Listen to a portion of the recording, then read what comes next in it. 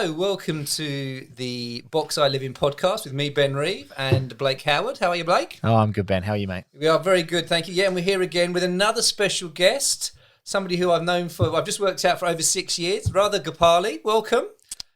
Thanks, Ben. And as you can tell from that, it's another conversation with someone I know quite well. And and I think we've had this chat, right? I have used this podcast series to connect with people, to talk to people that I have found interesting in my life.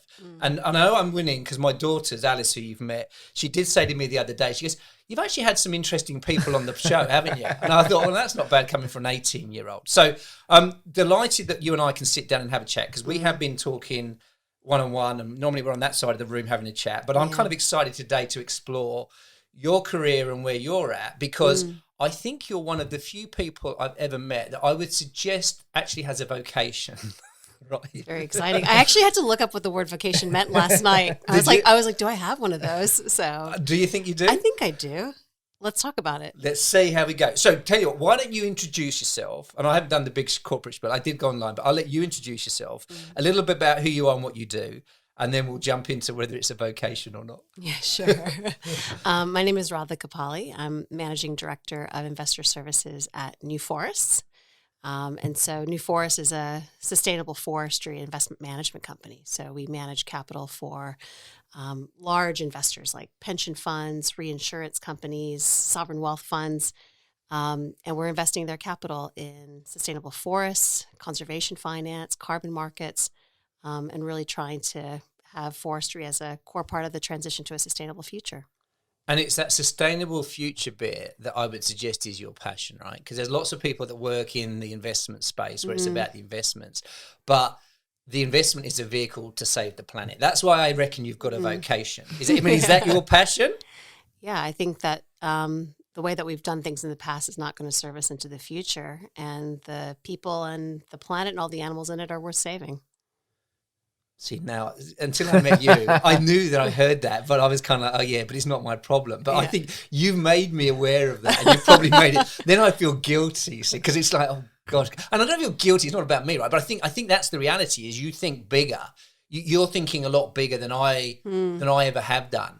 Now, has this been something you've always wanted to do? Because this is kind of the question. You know, I've spoken, as I said, about specifics, but I'm interested in how you ended up in this space. Like, what's your journey then to this point?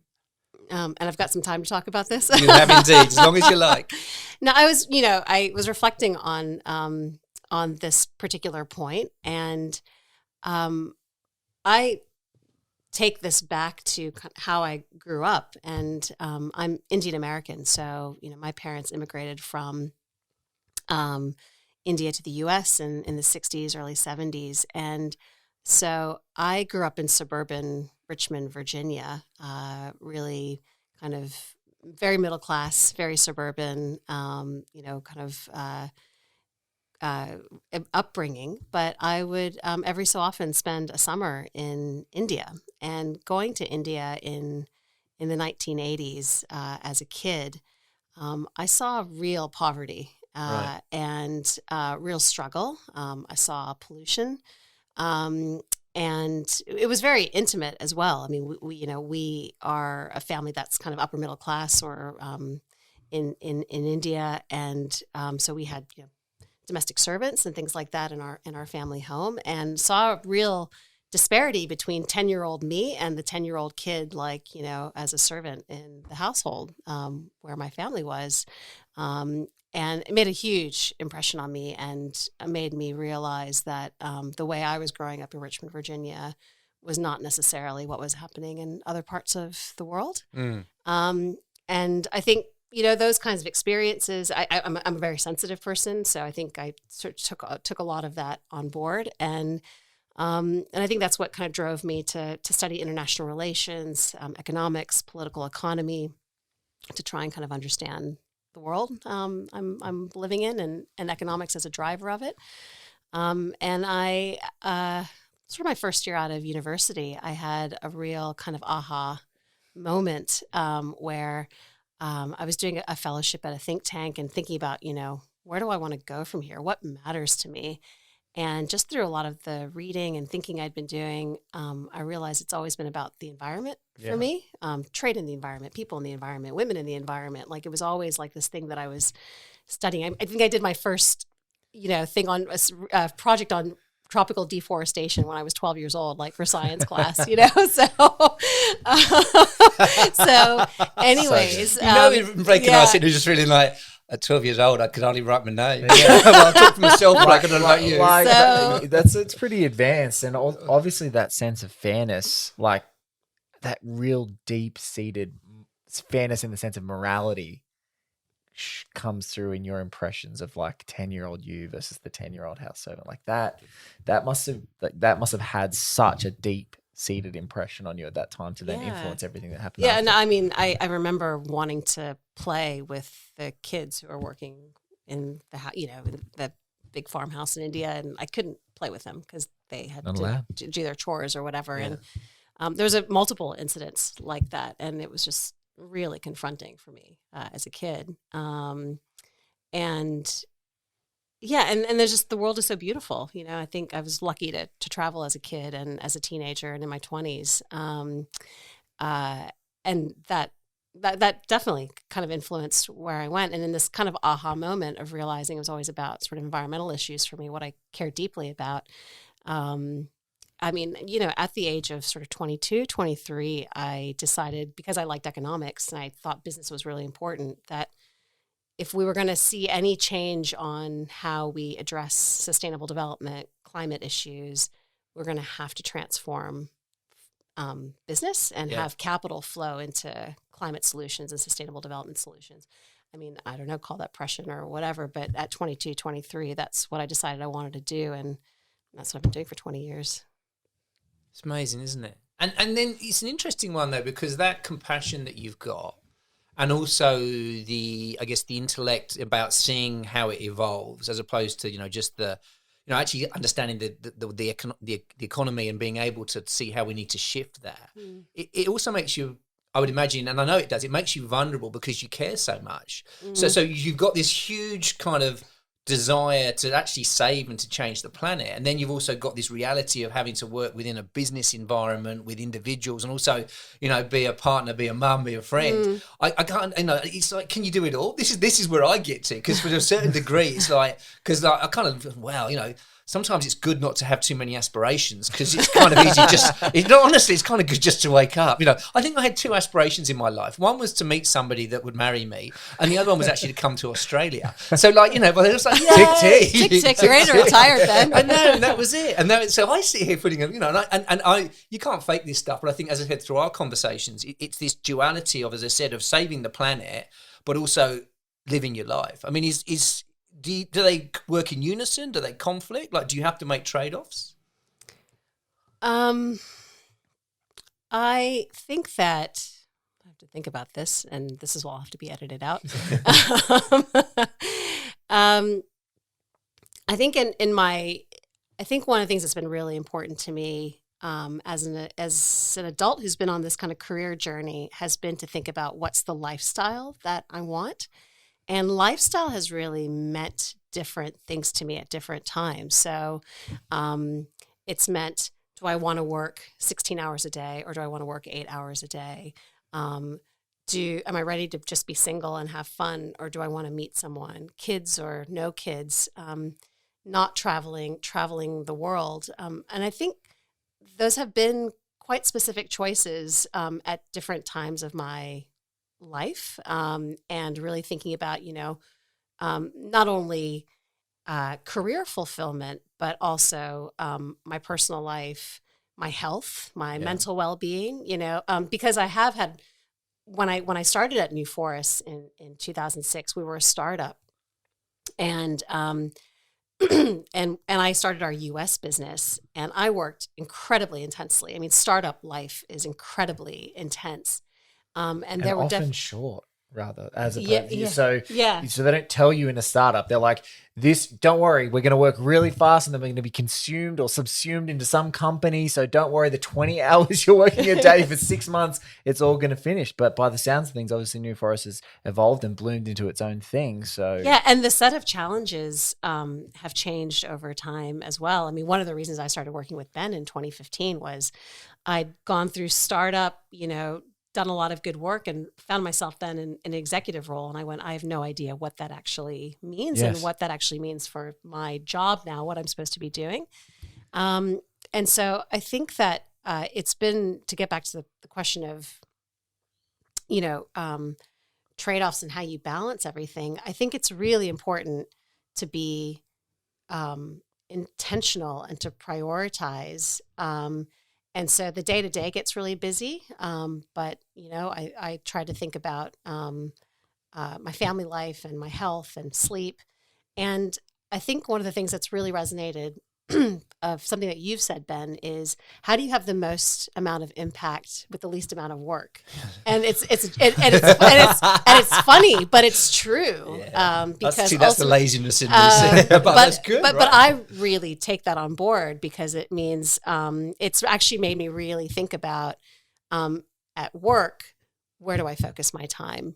I'm on boards as well. And while in some ways that's more work, in addition to being an executive, I think about it as a way to maximize impact through other people and other organizations. And so it's really about trying to carve out the time and space for those different things. And I think it's interesting because you are doing all of that. And I think, every exec you talk to, I think to a certain degree, there's this scale of consciousness that they have. I think you're incredibly conscious about what's working through. But what's interesting for me is you're doing all of that. And equally, there is this, and it's a vocation, right? You're on a crusade to help people to change the planet, and so it's because then it's almost like you get the balance right. But that's never. And it's interesting because I didn't know kind of the origins to where that came from. But that's been with you your whole life. So for someone like myself that can switch on and off, I do the work, I do the stuff, I come home. But then there's, for me, I've got to occupy myself with what do I do this weekend? Whereas, for yourself, I guess there's always this, not that you're not thinking like that, but there's always this also broader question about, well, what are we doing to take a step forward to actually have an impact?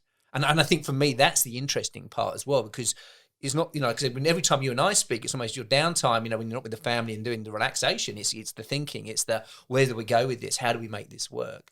Yeah. And it becomes very personal. It's about also your personal decisions of how you're living your life, where you're shopping, what you're eating, what you're doing. I mean, once you start to realize how every single action that we take, impacts, the planet or environmental issues, it can become all consuming actually. And so you do have to have ways to manage that and live your life. And it is a challenge. So what are those ways? See? Because that's the bit that I'm interested in, because I think there's a lot, and whether it's vocation is, to save the planet, or whether it's something else, I see a lot of people, and it's not that we got to, sometimes we don't have to encourage these people to invest. If anything, they're over-invested. And so I'm delighted that one bit of advice, which is, maximum return for minimum amount of effort stuck, because I think there's so much we can do, but when you sit back, you've got to be able to pinpoint and to know that if I'm going in here, it's going to have this processional effect. So how do you switch off? Like, is there ever an off switch, or is it just about that balance? Like, how do you keep yourself centered? How does it not become all consuming? I find that sleep is really important. How would you say? That's better, right? I find sleep's really important. I find yoga for me is really important to actually just connect back to something as elemental and as breathing in my body, and just stopping is incredibly important. Going to the park with my son and living completely in the present moment, the way only that a 4-year-old can do is amazing. And, just spending time with friends and my husband. That's really critical, and living in the here and now, because you could spend your entire time worrying about the future. But we're living today. Radha, can I ask you a question about, and this is something that struck me and what you talked about, is there's a lot of young people, men or women, who get to a point in their lives later in their 30s and they do these reflections that sometimes people like Ben guide us through, like, how did you get here? And you're like, I don't know. I don't know how I got here.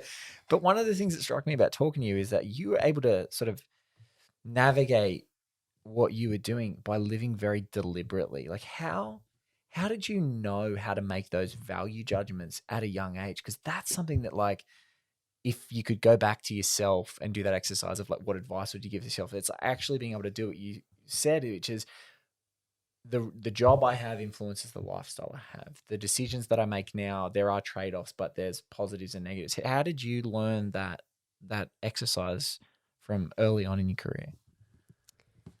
I think the first step for me is I've always had to live, a life that's aligned with my values, Yes. And to have a career that's aligned with my values. I could not do that. Yes. Because to me, then that's not truthful. That's not integrity. So Yes. that's really important. And that's just innate to who I am. Yes. And that set me on a path. And in some ways it only makes sense in hindsight, but now I've realized that it's a practice, which is that I try to set intentions, and it's not that this it might sound a bit hokey, but I do realize that if you set intentions, the universe will deliver, and it's often really surprising. And I think actually what that means is that once you set intentions aligned with your values or what you think is important to you, it means that you actually start making decisions that start setting you on a path. Yes. And it'll only make sense in hindsight. And I don't believe in fate, but I do believe that intentionality means that you start behaving and thinking in a certain way. And I think with the aspect of, lifestyle and, what's important to you, I think that just has come with experience, because I have been burnt out. I have been, just dog tired or not happy. And when you start asking yourself, well, why is that? It usually points to the fact that you're not taking care of yourself in some way, shape, or form. And so I think the wisdom that comes with age is realizing that you have to prioritize those things, and it's not all about work. Work is it's one aspect of life.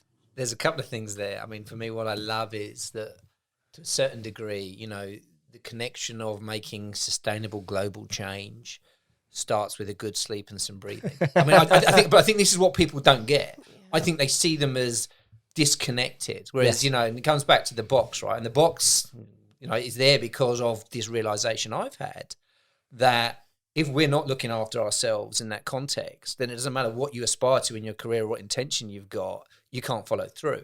And I think there's a wonderful, and with yourself, it's kind of very cool, because as you said, if I'm going to be a crusader for change, it does start with me being in the present moment. And that's not contradictory. That's actually the duality of what you've got to hold. But it's kind of, they're two interesting things that you've got to hold in parallel. And they can be quite contradictory at times, because me sitting here being present with my family, is that really a force for global change? Well, of course it isn't in its own right, but as a connection to what you're doing, it does. The other thing, though, that's really interesting for me, and I don't know if this is something, and again, I've spoken a lot around, in terms of you were looking at different situations and this intention and what you just mentioned there. So you talk about setting an intent and having an intent. So what do you do? Like, is there a process you run for that? Is it a question of reflection? Like, how do you actually set this intent? Because I agree with you. I think if you know what you want, the universe will give you a way to find that, because you're looking for it. Like I said, it's not fate. It's more like you're tuned into the fact that I want this outcome. So you start to find people that can come on your podcast. It's kind of cool, right? Because I want to do a podcast. Or who knew? So how do you go about setting those intents personally? Like, what have you learned from your own experiences? I tend to think a lot, so if that hasn't come out yet, I ruminate and I think a lot. So even if you're like having a conversation with me, usually there's something ticking along in the background. So I think a lot and explore my explore my feelings, and I might say, okay, well, I want to go and do this, or I want to go and do that. And I will ask myself the question, why? Why do I want to do that? Is that about my ego, or is that about something that is going to get us closer to like where, the company needs to be, or where the world needs to be, or what have you? I try to really think through those things, because ego often will come into play when you're thinking about your career and where you're going to go.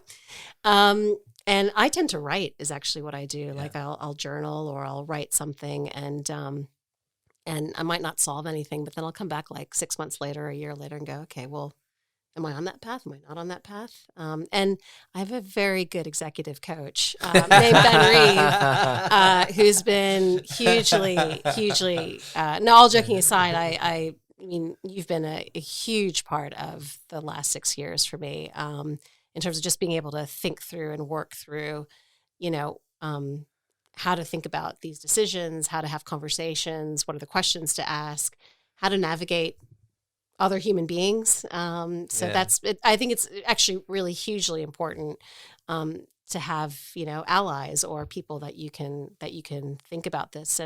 And you've been hugely helpful. And having a couple of mentors outside of my immediate workspace have also been really important in terms of thinking about those intentions and that journey. It's fun, isn't it? Because it's most of my clients, and I don't do much executive coaching because as we start off, I kind of get introduced to them, and it's not something I kind of do. But over time, it's funny that the ones that stick around and don't disappear after 3 or 4 conversations, because I think they think I'm completely flaky or I literally haven't read it.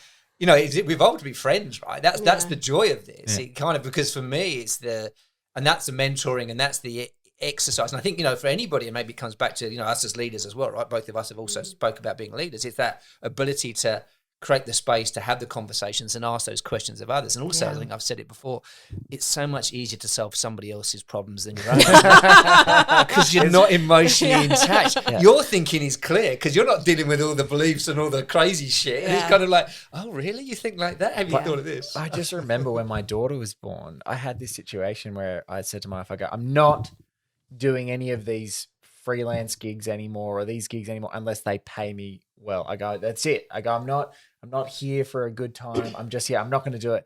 And I threw that out in the universe, and just like this weird intention that Radha's talking about, I had more paid work offered in the next 3 months with a newborn than any other time in my career. And I'm like, I don't know, the universe delivered. Yeah. Like it's sometimes you do it when you're just objective about what your goals are. It's like, what is actually important to me? And that weird thing, I just spat it into the universe and it exists. It's funny, isn't it, this duality? Hey, explain this to me, because it's something I've been meaning to ask you and we haven't caught up, because I know you do play on some pretty serious stages as well, right? In terms of, well connected and global forums and there's with some of the big names. Yes. And so I know you did a big conference, what was that, a couple of months ago? In February. And you were chairing that, right? So can talk us a little bit about that, because then my follow-up question is kind of goes back to the breathing piece. But what were you involved in? Because it was quite impressive, right? Yeah, so 30%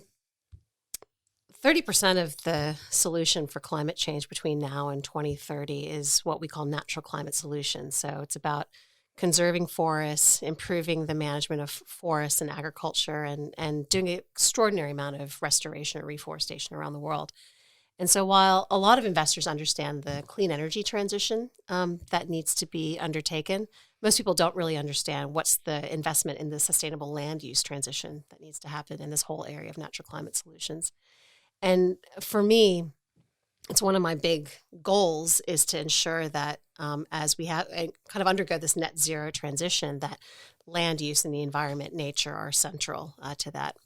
So myself and another colleague based out of London, we essentially put together a virtual convening with major investors around the world around natural climate solutions. So we had something like 35 investors and asset managers representing about $10 trillion worth of capital show up to that. Whoa. And so I hosted that. And so we had some big name speakers as part of that convening. And this was at like 2:00. It was 2 to 5 in the morning Australian time, because pretty much anything that's happening is, has to be in the European or American time zone. So I think, it's interesting. I think I want to explore at the end, like what can we do. value our sleep, but But I love that. See, for me, it's the juxtaposition of you're sitting there, and it was a slick production because you showed me some of it, right? Yeah. And I think even the feedback from these guys and girls that work in this space were like, "Hey, that was cool." I mean, you guys absolutely nailed it. But what I love is that you get off that at 5:00, and then like, are you down there like being mum? Are you making cups of tea? I slept in that morning for 3 hours. But it's that juxtaposition again. It comes back to the solving the world's problem and then being present. I guess. Because I always find it, you've been out training, you kind of like, there's a bit of a rock star in the room. There's only 20 people when I'm working it. But, if they buy it, you're kind of like, yeah, look at me, high five. And then you walk out the room. And I always remember, because normally if I'm in a room or I'm in town somewhere training, you're kind of all pumped up and you're good. And I'll be walking down the street and then someone will say, "G'day, Ben." And I'll be like, "Hi, how are you? How do I know you?" And they're like, "You still got your name badge on, mate." And it's kind of like, yeah. So it just made me laugh because, and particularly in the COVID world, there you are in this virtual world. And the next thing it's like, right, I've got to get myself to work on the bus or the car or something. Oh yeah. No, I have like something at like 11:30 tonight and doing another webinar and tomorrow. So it's this juxtaposition of doing absolutely. all of that and then flipping back to whether it's the sleep or it's just balancing it in. It's kind of comes back to what we're saying about just managing what's coming in your way. Yeah. Do you ever think it would be easier not to care? I have thought about that from time to time, but then what would be the point? And you can't, right? Because it's your value system, like you said, it's just deep ingrained in you. Yeah. Do you get frustrated with people that don't care and don't get it? I get frustrated with a lack of imagination. Go on. Because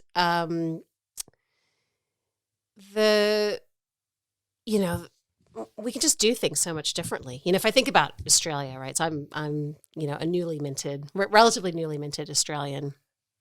And when I think about the business model of Australia, which is essentially to like dig up rocks and dinosaurs and send them overseas.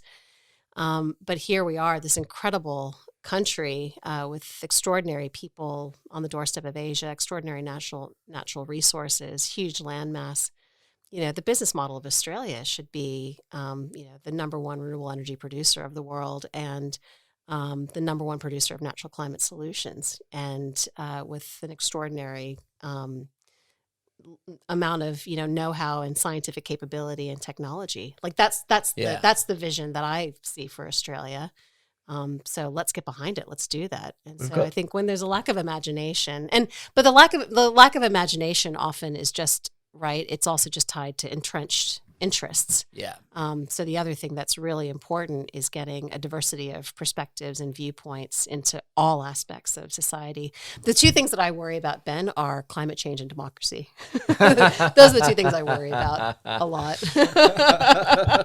Well, it's so strange, rather, because you talked about that just the other day that, like, for example, Singapore is renting currently huge swathes of land in the Northern Territory of Australia where they are farming solar energy and they're taking back that solar energy for themselves. They pay a premium to rent the land. And when I heard about this, I was like, well, one, that's fantastic. But two, how stupid is it that that's not Australia's? You know what I mean? How silly is it that is not a main export? We have all this land, you've got all this and this potential for natural energy sources, and it's like, what do we do? Why don't we have 12 Elon Musk gigafactories somewhere in South Australia? The land's flat. We respect our Indigenous people. We talk to them about making it happen, building a whole new industry. It's really strange. It's odd. It just requires us to do things in a different way. It requires us to think in a different way. It requires us to redistribute economic resources. It requires us to vote differently. It will happen, but these are the changes that are required. So I do get frustrated. So on my day-to-day basis, yes, I get frustrated with if people are not on the crusade. But I think that's one of the things I've learned as well. You've got to be convincing and you've got to play the long game, and that's fine. That's my job. That's what I need to learn how to do. And then there's just bigger shifts that need to happen around in society. And is it a lack of? I mean, I think it's anything to do with society. I think there's, fundamentally there's entrenched positions and it's self-preservation, but it's kind of ironic. Maybe it's just an ability to think beyond next week or what's going on. The clock's ticking, and I put myself in this boat, right? Because as I said, until you and I started talking, I kind of got the concept, and even now I still wonder whether I'm doing enough, and I don't know. It's funny because I don't know what it is. It's not that I don't see the importance, and it's not me saying I don't know what to do because I'm smart enough to work it out. But maybe I haven't seen the cause and effect, or maybe for me it comes back to this. Well, so what? If it's not for me, is it for the kids? But I think there's a lot of people like me, and it probably comes back to that. And it's it's a bit trouble. What can I do? It's like, well, educate yourself, mate, right? And as you said, I've got an imagination. If I want to get my head around it, I can. That's why I found our conversations really interesting, because I think when you look at the people that are interested, and this is some of the big corporations, they're almost ahead. They're thinking about this. It's almost like you've got to find another way. And it does come back to human behavior, right? It comes back to social proof. It comes back to the people that have got the control, the means to be able to make decisions. And I think everyone will follow if we make it easy for them. But I guess at the moment, what I'm hearing is that we're not necessarily seeing that from a leadership perspective here in Australia, right? From a government perspective, it's almost like at times we're having to convince. And it's kind of like, well, how much more convincing do you need? So like if you were to, and again, it's kind of a bore the ocean question, but like, how do you wake people up to this? I mean, obviously you're investors, you're educating them, but they're almost partly there. But for everybody else, how do we get people to take this seriously? I can recycle, I can do all of that, but should I be doing more? Like, what advice would you give me? Help me. I think the single most important thing is for people to be informed and educated and to vote. I think that is the single most important thing, because I completely believe in people power. And the only way that things will change is if people are actually mobilizing for the future that they want to see. Yeah. And all of the action that we're seeing now, from companies taking on net zero commitments, there's been an extraordinary amount of news in the climate world in the last couple of weeks. Big shareholder action against Exxon, Shell, other big oil and gas companies. That is the sum result of the last sort of 20, 25, 30 years of scientists, academics, people, activists, all doing a huge amount of work in spite of government inaction. Yes. And so if you just think what could happen and how this could just tip if government does take action. And it doesn't always have to be about national governments and federal governments. It can also be about local government and state government and building from the bottom up as well. So local also really is super meaningful. So I think that's people in democratic societies can have a huge change. And as an American, I kind of look at what's happening in the U.S. and this kind of whole assault on voting rights and, entrenched in just trying to keep people from voting. And here you have a country where it's mandatory to vote. So go out and use it, That's incredible. This is classic, we get more excited about a sausage sizzle and taking a photo of a dog down at the polling station. And again, I get that. But what's interesting, because I think if I link it back to the psychology of it, it's always this short-term view. As human beings, we're programmed to survive today, right? We're looking to feed today.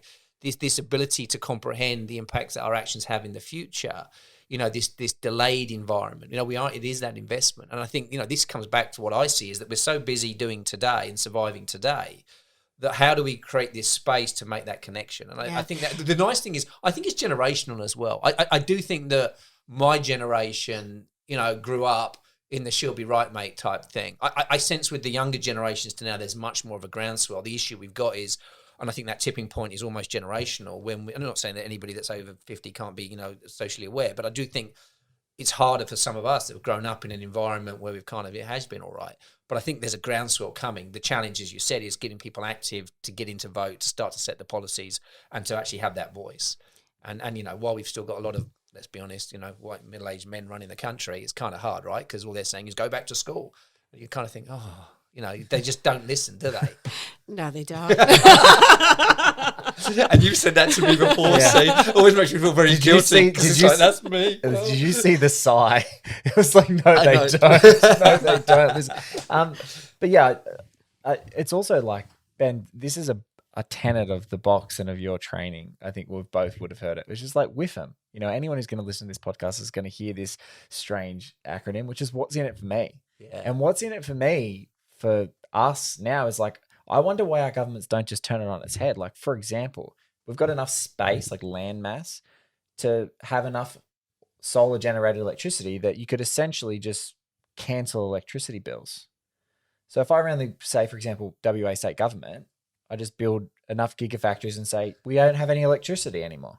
Like, it's free. If you live in but mate, you're not going to get elected because all the people that pump the money in to get elected are going to run away from you, right? You've got to start a grassroots campaign. But it has to be the grassroots, right? Because then you heard it here, people. You could just say, well, that's what I think about the WIFM all the time. Like, what's in it for me? What's in it for me is those people who are voting. You could say, for example, I like the idea of not having to pay electricity anymore, and know that it's all solar generated electricity. Yeah, and I think Australia has one of the highest rates of household solar adoption in the world. I think it's like 50 or 60%. So it's pretty significant. Yeah. Well, so much so now that they're going to penalise people for putting it back in the grid. Did you hear this one? So basically, if because we've got too much now, so if they'll penalise you for selling it back. Yeah. And then there's again and maybe it's interesting because as a passive consumer, and I think this is the different, right, Radha? And I think what you are and what I've seen is you're an active consumer. You think and you care, and you do, and I think I am personally in certain things, but I think I'm a passive consumer in other things. But I think your message, which is, educate yourself, have a say, have an opinion. Even if someone like yourself, I know, even if I disagree, that's okay because we can have a conversation. But you've got an opinion that's informed, and maybe that's what this is about. I mean, and for me, to a certain degree, that does come back to what I think is my passion. It's always to wake people up. It's to get people to stop and think. I'd rather ask you the question. So it's a delight for me because when you say, the questions cause the thinking. That's it. At least let's ask the questions, and if people choose to move on, so be it. But they can't claim ignorance. And that's the thing that I struggle with is that, I never knew. It's like, no, rubbish. We all knew. We might not have understood, but we chose not to understand. And I think there's a lot of that, she'll be right, ignorance type piece. But the message is go educate yourself, right? And exercise that vote. Yeah, I agree. I agree.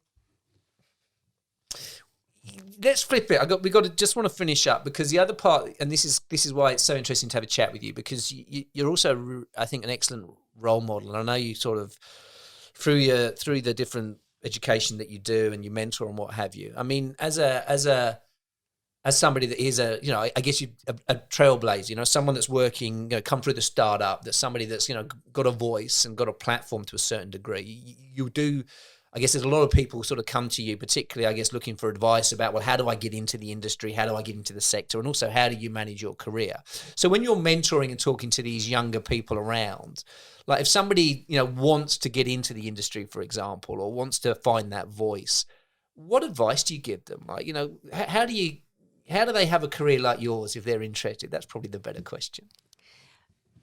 In a general sense, I mean, there's probably three things that I tell people. So that first is that conversation about, what's the lifestyle that you want? What makes you happy? Some students will come to me. I went to Yale to do my master's. So I did an MBA and a master's in environmental studies. And so I have a lot of interaction with graduate students at Yale. And so I'll have students come to me and say, I feel like I should go and work in an investment bank so I can go get the skills. And then I'll go and, work for the startup or do the environmental thing. And what I say to them is there's no should. You have one life that you're living right now. And if you don't want to go work 17 hours a day for an investment bank, don't do it. There's no point, just go do what you enjoy that makes you feel good in your life. I think the second thing that I say to them is think about what it is that you actually really care about. Whether it's an issue, it's a way of bringing your skills to the table. Do you like numbers? Do you like interacting with people? Really think about, and that just has to be unique to you. Don't ever feel like that you need to be somebody else or compare yourself to someone. It's your vision for what you want to do. And I tell them about, my thoughts around wanting to work on, business in the environment. It was just a really simple thing, but it kind of guided me, for all of these years. And the other thing is that the people that you surround yourself with are incredibly important. I've been so lucky in these in my career these last 20 years that I've been around smart people. I've been around people who've taught me new skills. I've been around people who were interested in building my network and keeping in touch. And I haven't had that many jobs since I graduated from university. I think I've had 3. But what's been so special about all of these roles has been the people that that have been part of those roles. And so that's the other thing I tell students is really think about the people that you're going to hook your sail to, or I don't know what the metaphor is, but like who you're going to hook up with, because they're going to really. I don't know if that's the right metaphor. I don't know if anyway. But really think about who you're going to engage with professionally, because they're going to be the ones that set you on certain paths. And those are kind of my three rules to kind of live by in terms of thinking about career development. It's interesting, isn't it? Because I still wonder. There's also a wonderful humility about you as well, because you and I have spoken about this, and I think sometimes, and it's kind of nice in a sense, because I think you're almost surprised at times, sort of when people say things to you, right? Because because literally you do have this cause and this passion. You and I've had a number of conversations. We go, I don't know why they're saying that, and I'm like, well, I can tell you why they're saying that. And I think we probably just had a 40-minute conversation, which explains why people would say that. But it's almost like at times the joy of it is when you're looking, as you said, when you're looking to do something connected with who you are and close to an intent, it becomes much more about that process of learning as we go through, as opposed to the rewards along the way, etc. Which I think is an interesting space to get to. I don't think everybody can get there. But what it also does is means that whatever we do is never actually the end result, right? So it always, you keep working at it, and there's always that constant kind of, okay, am I winning? Am I winning? We are winning. You know what I mean? And it's not so much about winning in the work delivery. I think it's more about the winning personally, in terms of, and just appreciating that what you're doing is making an impact and having a difference. I think, I always worry that when we start believing our own hype, it kind of becomes like, do I lose that? So, but to a certain degree, I think if we just keep questioning, as you said, it also creates this environment where we continually learn as well, which is partly what this process is about. So it's fun hearing you talk, because I think, the consciousness that you said at the beginning and that you've evolved probably puts you in good stead. And I don't know how people find that, to be honest with you, unless they stop and they think, unless they think about what's important to them, unless they go back to their values, unless they actually challenge what should be. I imagine there's a whole lot of people coming out today living and potentially working around what life should be like. So that conversation about there's no should, think about, and I guess for the majority of people, they're probably in a privileged position to have choice, which goes back to what you've seen in your history. Some don't have a choice. So if we have that choice, then we should probably exercise our right and choose to use it. And I'm just personally, at times I probably don't. So for me, that comes back again, not just to saying, all right, in this context, it's great, but how do I live a life that's making a contribution? And maybe I'll get there, maybe with some coaching from you in reverse. That's kind of cool, huh? I've thoroughly enjoyed that. I think for me and for the listeners, the opportunity is to kind of draw on whatever it is they take out of these conversations. I want to thank you, because I think you and I have had, and I've learned some stuff today which I haven't learned before. And I think it's kind of nice just to hear and have a chat. And I love the idea that deep breathing and sleep can actually change the world. And I think we've got to say that's what's in it for me. Yeah. If we can create that with them, and that's the duality, and you that position, that'd be kind of cool. Thank you, Ben. My pleasure. Blake, as always. Thanks, Ben. Thanks, Radha. This is pretty inspirational, I must say. Oh, thank you. You are. So, ladies and gentlemen, when all is said and done, more is said than done. This is something that I think we do need to talk about, but I also think actions will ultimately speak louder than words. So enjoy yourselves, stay safe, and we'll look to catching up next time on the Box I Live In podcast. Check it out.